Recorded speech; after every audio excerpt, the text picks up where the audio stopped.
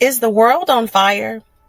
Do you feel that chaotic pressure that makes you want to doom scroll and hide?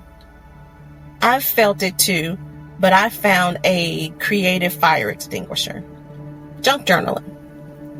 Welcome to the first video in my new mini-series about art, healing, and why making a mess is the best medicine. Hey neighbor, and welcome back to Readeropolis.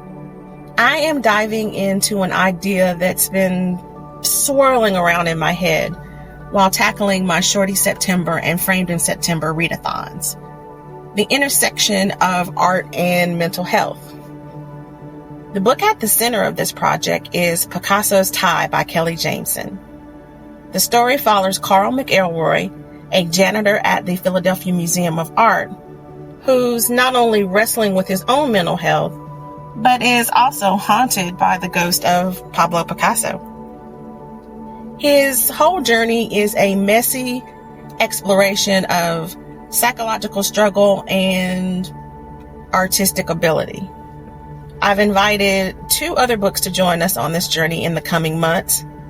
The first is The Artist's Way by Julia Cameron.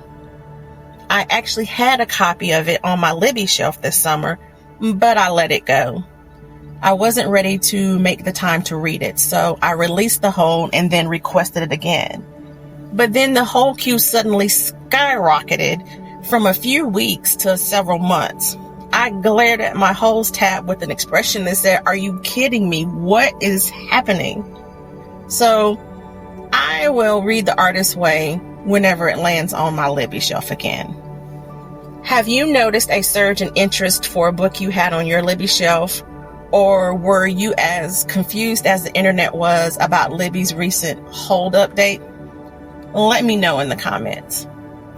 If you caught Taylor Rose's video, Libby's latest update is anti-reader, or is it? You know, the kind of cognitive load that update created.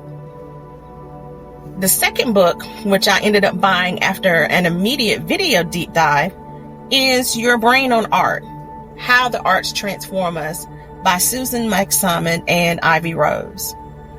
Shout out to Elizabeth from Bookends and Books, the host of the Frame Readathon, who put this one on my radar. The book research quickly led me to watching 3 videos that convinced me this intersection is a key to handling our chaotic world. I watched 2 videos featuring the authors of Your Brain on Art, one from the Aspen Institute and another one from Revel 11. It was in the Revel 11 video where Susan McSalmon said something that absolutely resonated with Carl's story and my own recent stress.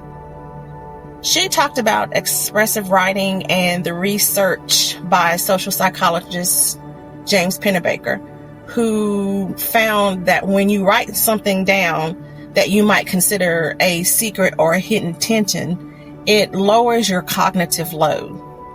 You literally free up space in your brain to do other things. That's the core of what Carl is dealing with. His head is full of chaotic thoughts and old traumas, and he has to unload them. And honestly, that's where I realized I was too. I have been here before. All that doom scrolling during the pandemic, the endless stream of tidbits, the constant connection, my head was just overloaded. And I'm beginning to feel like I'm at that point again. This need to offload the mental clutter led me to the final and most validating video. Amy McNee's TED Talk, The Case for Making Art When the World is on Fire. She argues that making art isn't a frivolous luxury in a chaotic world. It's a necessity for personal well-being. Amy confirmed that feeling of chaotic pressure that makes you want to start creating. Do you feel more compelled to create or read when the world around you feels chaotic, or do you shut down? How do we release this cognitive tension and keep our artistic selves healthy? For me, the answer is a commonplace junk journal. I'll confess, I am a chronic notebook buyer who rarely actually uses them. But for me, junk journals are different.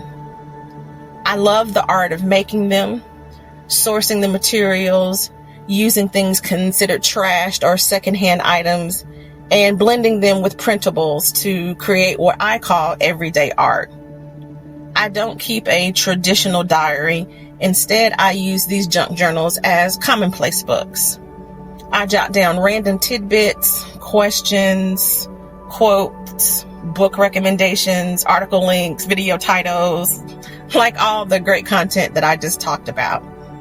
It's a place to download those random things from my head so I can stop doom scrolling and obsessing.